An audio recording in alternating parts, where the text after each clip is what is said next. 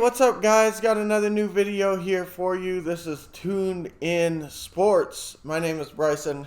I'm Steve. And today we've got a little bit of a wild card weekend preview for you. This is the games on Saturday as represented by our collection of jerseys up here. Just a little side note, I decided a while back that I was going to start collecting jerseys and try to get one for every team. Right now we have 29 of the teams accounted for, but we do not have 3 of them. However, most of the teams that we don't have are not in the playoffs anyway, so, there's that. But luckily for this video, we have all 6 of these teams represented. So, with that being said, we're going to go ahead and start this video off in the AFC. Actually, it's the only AFC matchup of the afternoon. And actually it's in the morning, but regardless, it is Indianapolis at Buffalo, represented by Mr. Fitzpatrick and Peyton Manning over there.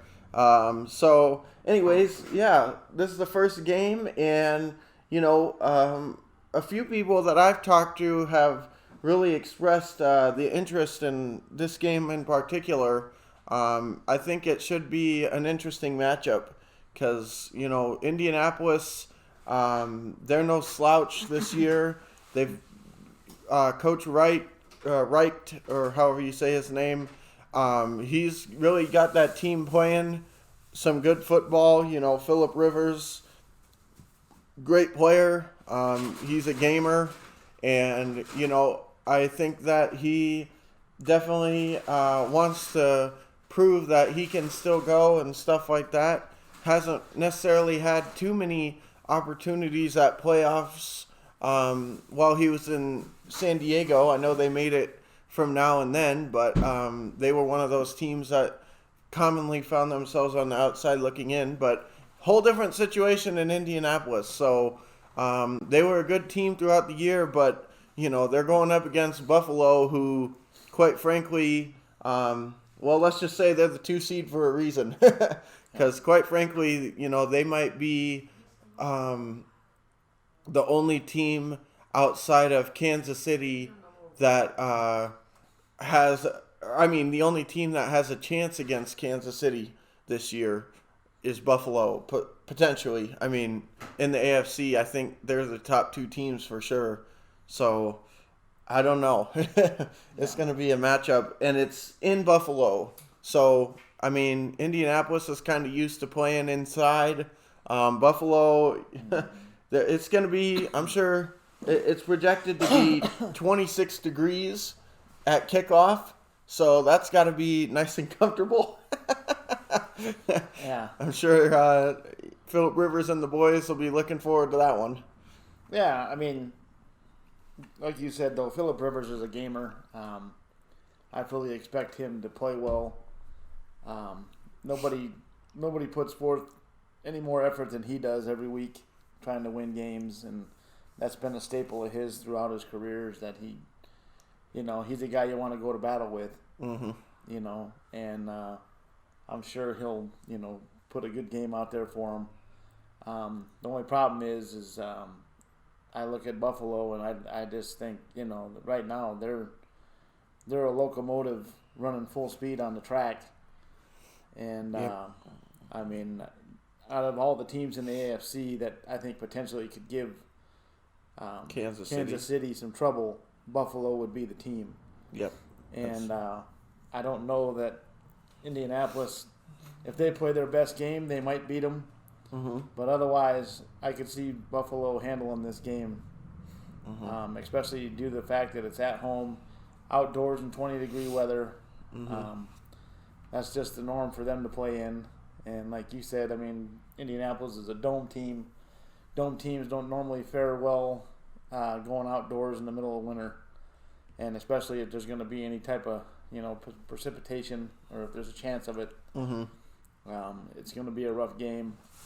However, the Colts aren't here because, they're one-dimensional and they can only play in one type of. I was going to say. They're a better team than that.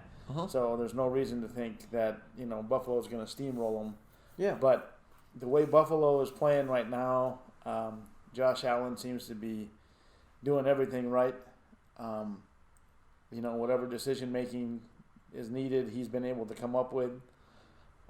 He seems to be able to get him out of bad plays, put him in good plays, and he's learning on the go. And I mean, if you're a Buffalo fan, the future is so bright for you. Yeah. If that guy stays healthy, I mean, you don't have to look for another quarterback for the next decade. Nope. You got that wrapped up. Yeah. I mean, he's just a great player, and I mean, he's been able to utilize all the weapons around him.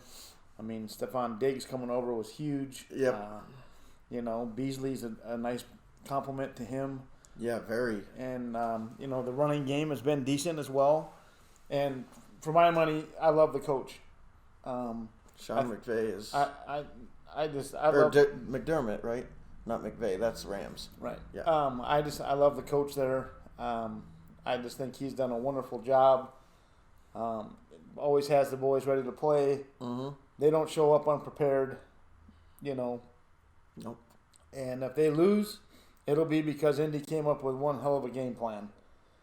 And, and I'm not saying Frank Reich couldn't come up with something, because he's a very knowledgeable coach and has experience in a lot of different situations. And hell, he played at Buffalo for a lot of years of his life. He was the backup behind Jim Kelly, and I mean, he if anybody knows about the Buffalo mystique, it's him.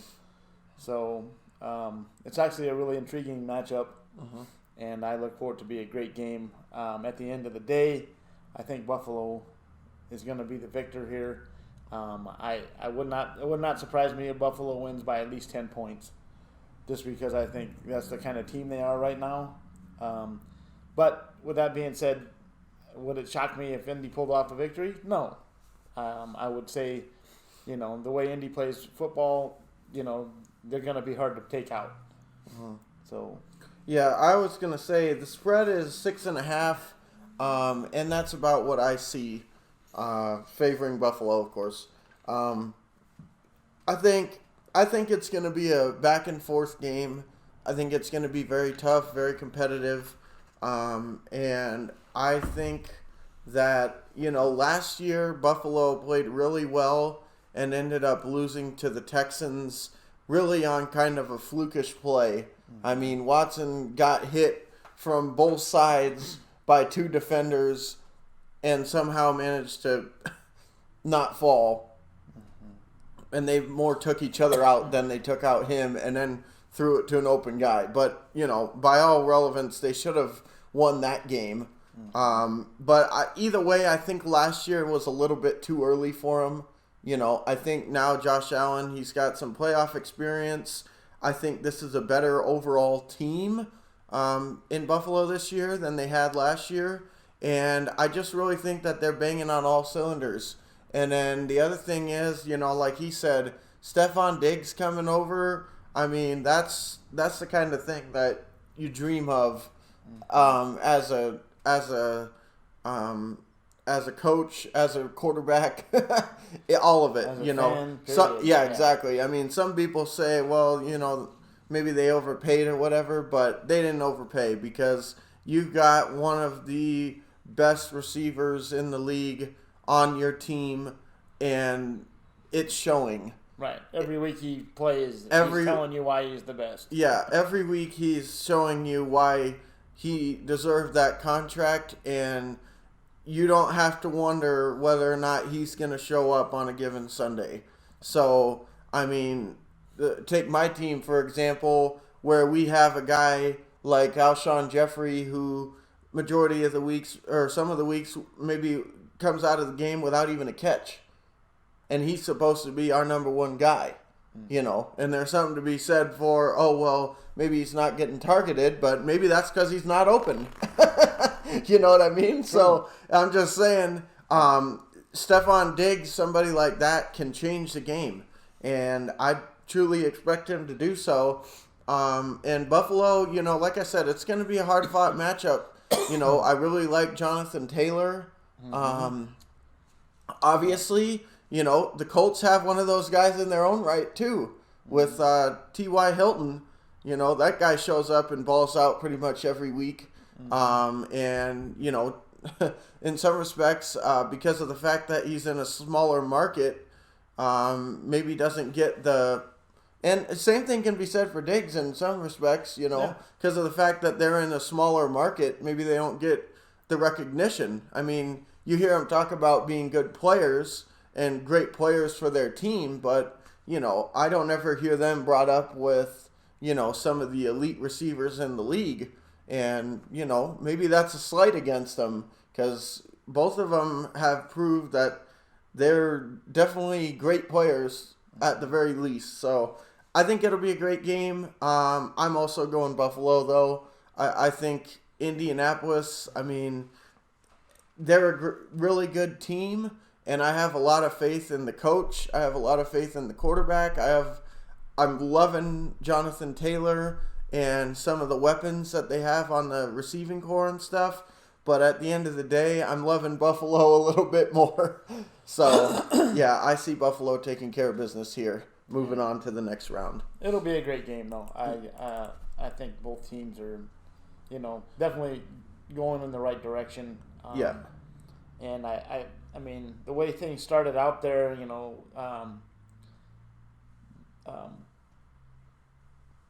Phillip Rivers wasn't exactly on fire when he first got there. No. And it took him a little bit of time, but once he got in sync with those receivers, and I think part of it too was just a better game plan altogether. The way they were calling plays and stuff helped them out. Because he's always had the moxie or whatever you want to call it to make plays, and he's still got a great arm, and he's another guy that his experience alone makes him valuable. Yeah. Just the ability to read defenses and that kind of stuff. He's seen everything over the years of his time.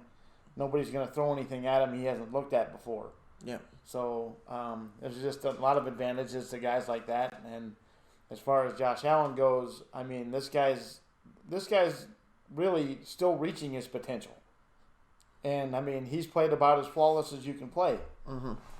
And I'm, for one, am super impressed with the guy. If I was a Buffalo fan, I'm super excited about his future there, providing they can keep him. Yep. And that would definitely be a priority if I'm the Bills. You don't let that man out of there. Mm-hmm. You pay him whatever the going rate is at the time and do it. Yeah. And don't blink. Mm-hmm. Just do it. Yeah. Because, he's going to be a force to be reckoned with for a long time. Yeah, for sure. All right, let's move on to the next game.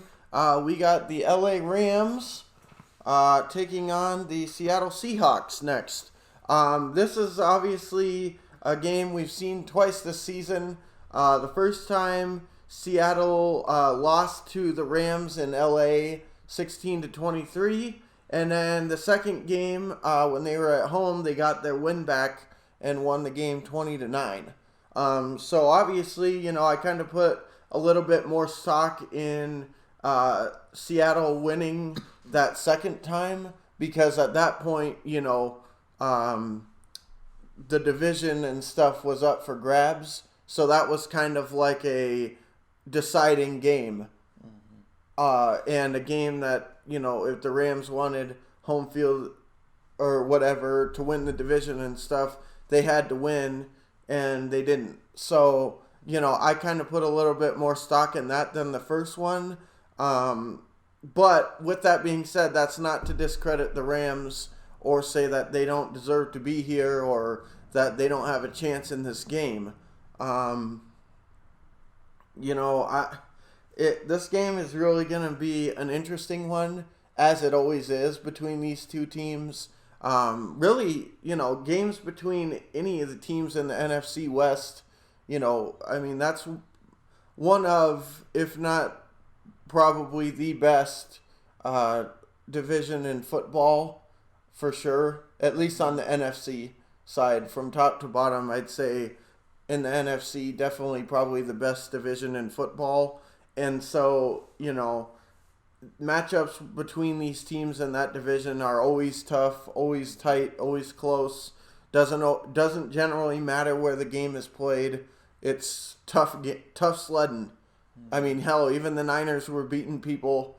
They beat Seattle, and they don't even have a quarterback this year. So, I mean, that just tells you how deep it is in that division. So, with all that being said, the Rams at times this season have been kind of inconsistent.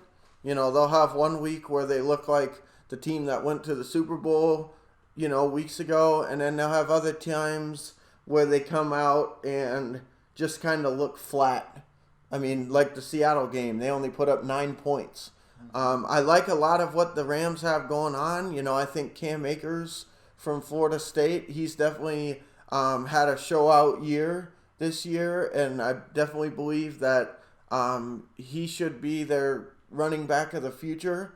I even think he looks better than Gurley was, coming out of college. And, that's saying something because Gurley was pretty highly touted after when he came out. So, with that being said, though, I do think that I'm going to go with Seattle here just simply because Russell Wilson. I mean, that's all, really. And then DK Metcalf, too, obviously great player.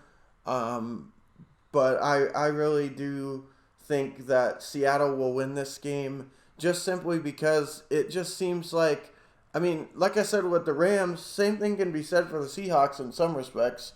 I mean, they lost to Washington and some other teams that are just like, and the 49ers, and you're like, boy, what on earth? You know what I mean? Just some head scratch. They barely, they had a really close game against the Jets, at one point. I mean, it's just like, what on earth? So, and part of that is that their defense is definitely not to the level that it has been in the past. Yep.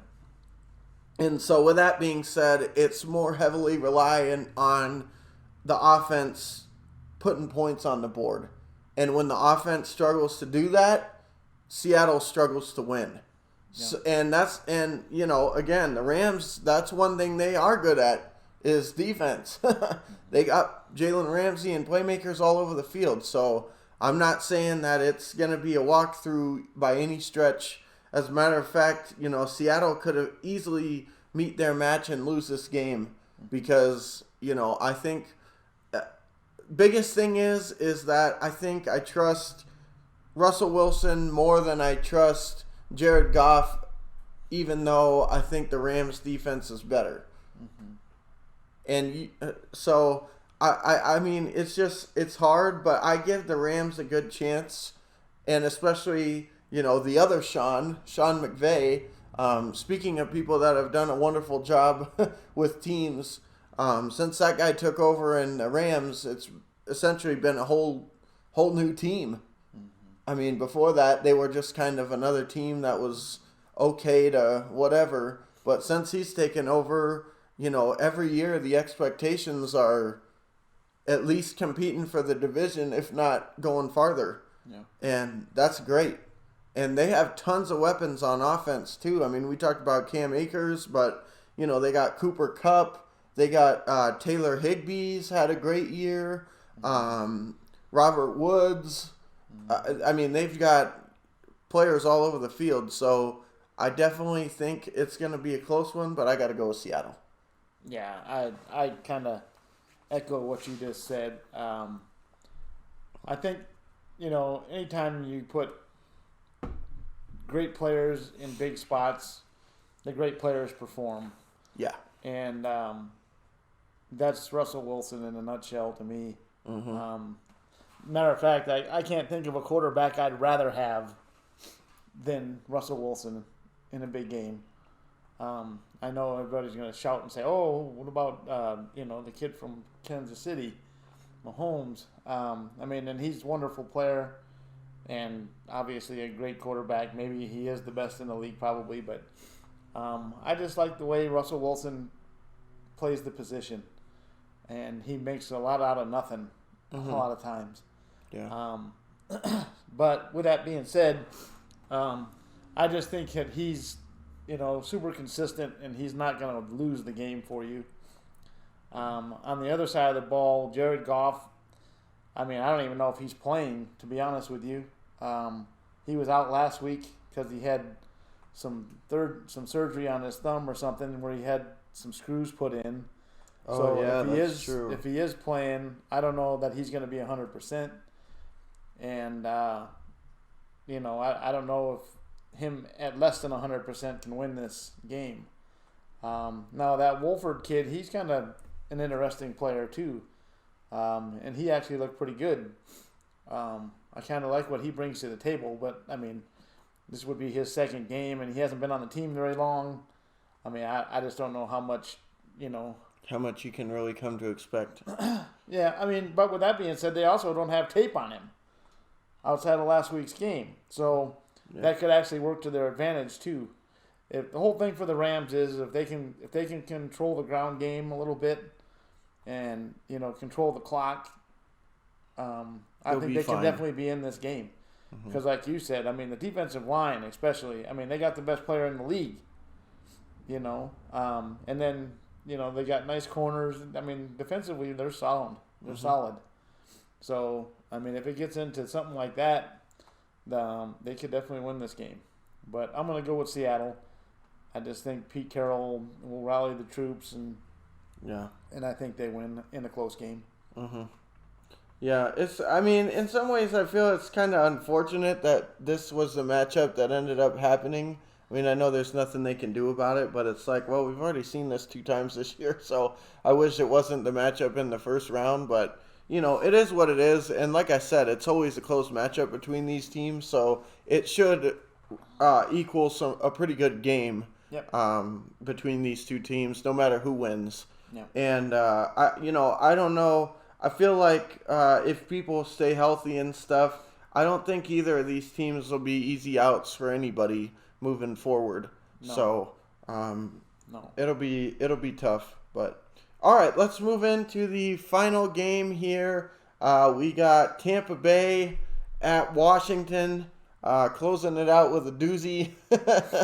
Not really much to say about this game outside of, congrats to Washington on winning the division, but unfortunately, your prize isn't exactly $1 million. Your prize is going to be getting annihilated in the first round of the playoffs. So,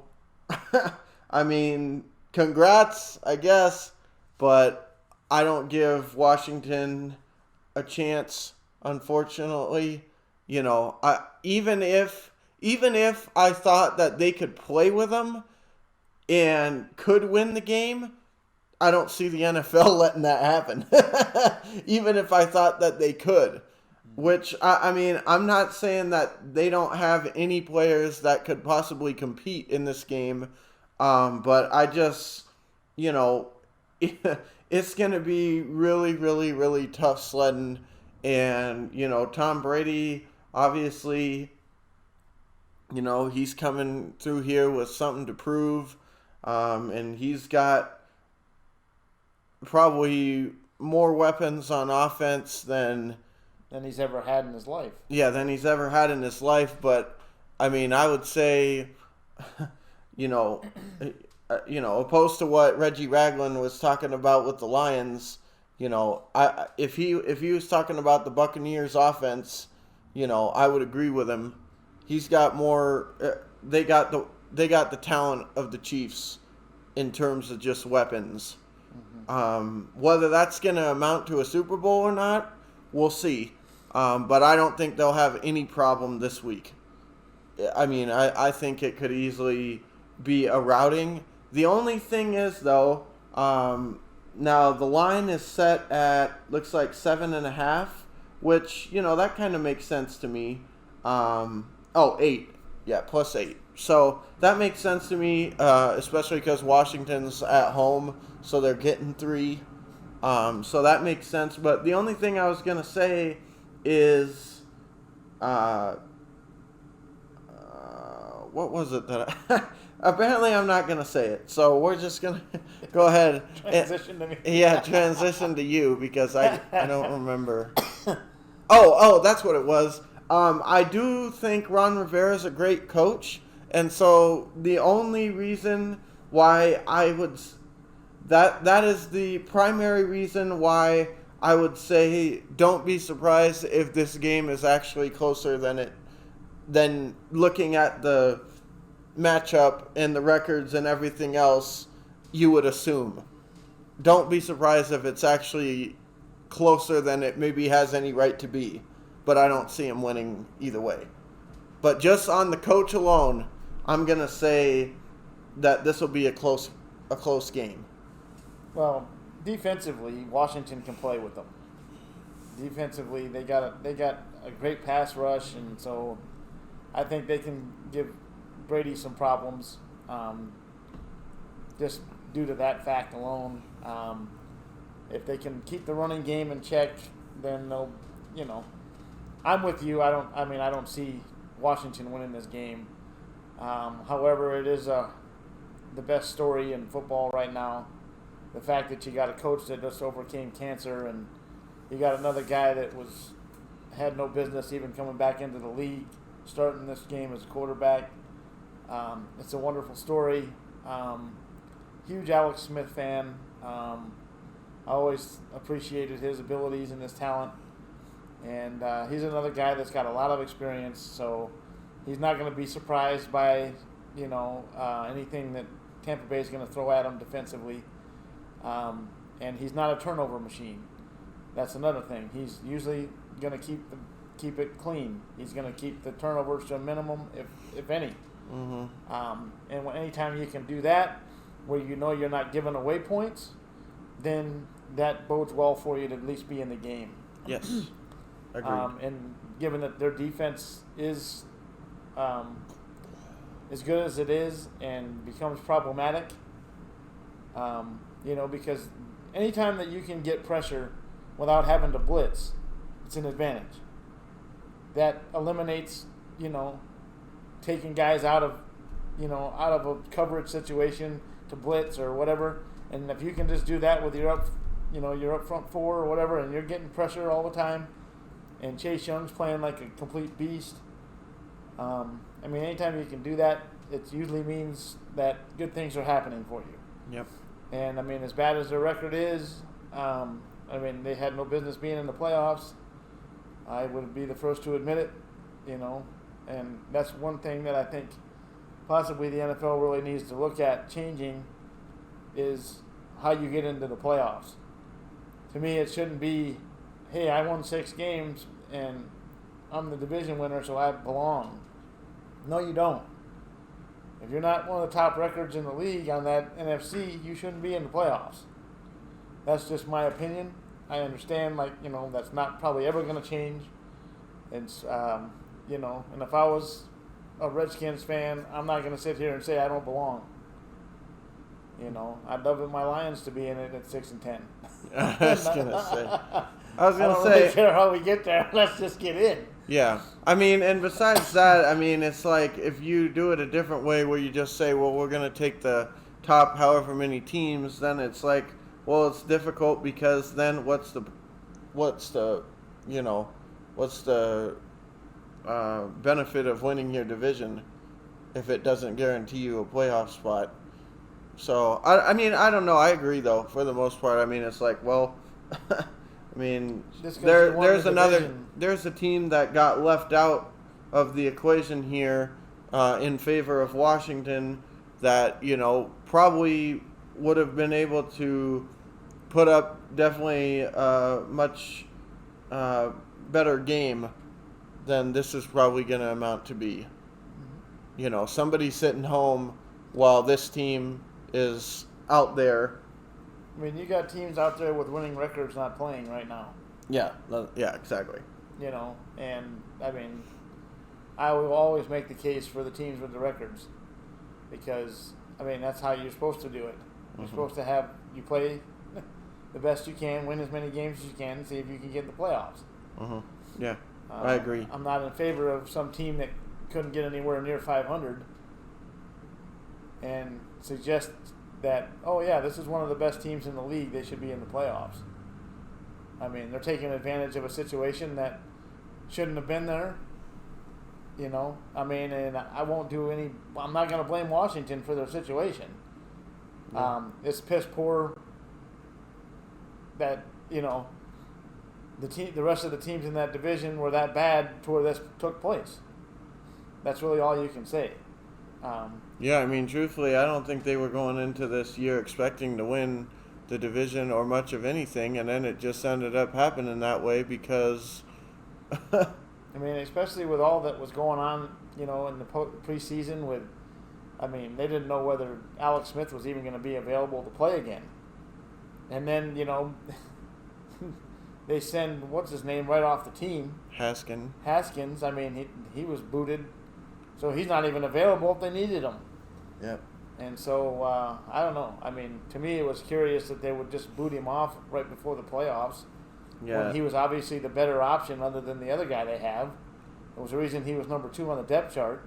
Yeah, the other guy came in and he doesn't look so hot. I just feel like they, I mean, I think he probably did right by the team by doing what he did, but I don't think he did right for them to have a chance to win if Alex Smith gets hurt or goes down, which could easily be the case. I mean, he's already struggling with some calf issues and, with his leg problems previous to this. I mean, it's not a guarantee that he's going to look great. So, but I am in agreement with you. I don't see them being able to do near enough to win this game. But, stranger things have happened. And we'll leave it at that. Yeah. I was going to say, I mean, a couple of years ago, the Panthers made it into I guess it's more than a couple of years now, but a handful of years back, the Panthers made it into the playoffs with a losing record and beat Arizona in the first round. So, I mean, it can happen. You can come in playing hot, like, hey, whatever was ailing you in the first part of the season, you fixed. And now you are playing that well. Yeah. So, I mean, it is possible, but, I mean, everything I've seen so far this year, I mean, Washington has not been offensively sound in any stretch of the imagination. They've been struggling to move the ball, and, I mean, the play calling I saw last weekend was just brutal. No offensive, there was no, other than making sure we were going to be as conservative as hell, that was the worst game plan I've watched. Mm-hmm. I mean, they did everything they could to just give the game to the Eagles. So I don't know. It's just, I thought that offensively they didn't do near enough to have a chance to. No, that game plan won't work against pretty much every other team. No, unless they were playing Detroit. Yeah, Yeah. So, anyways, unfortunately, probably ending the game with the least interesting game.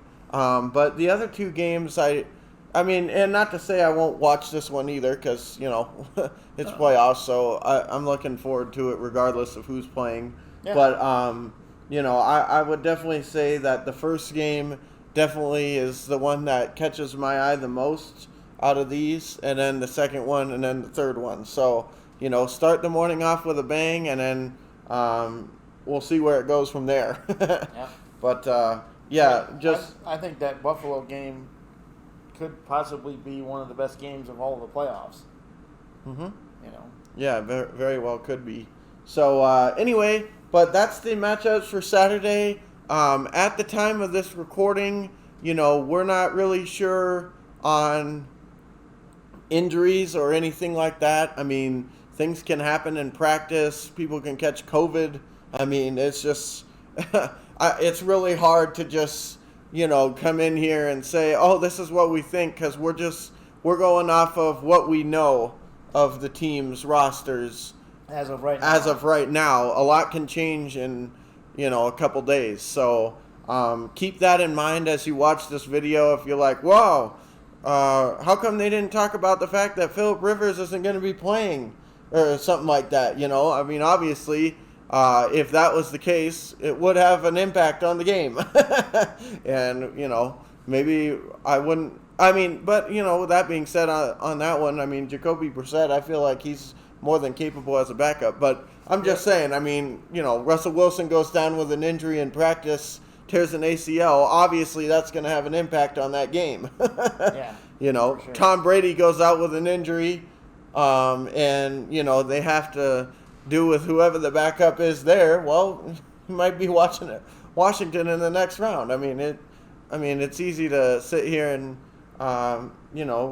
complain after the fact, but as of right now, we're just going off of what we know. So keep that in mind. But anyways, if you like the content, hit the like button, subscribe, all that fun stuff. This was the Saturday Wild Card Weekend playoff games. We'll be bringing you the Sunday Wild Card preview games. That one will be coming out tomorrow, and we'll also be doing we hope to be doing somewhat of a review for these games as well, talking about them. So look forward to that video coming out as well. So with that being said, guys, Bryson, I'm Steve. see you guys in the next video.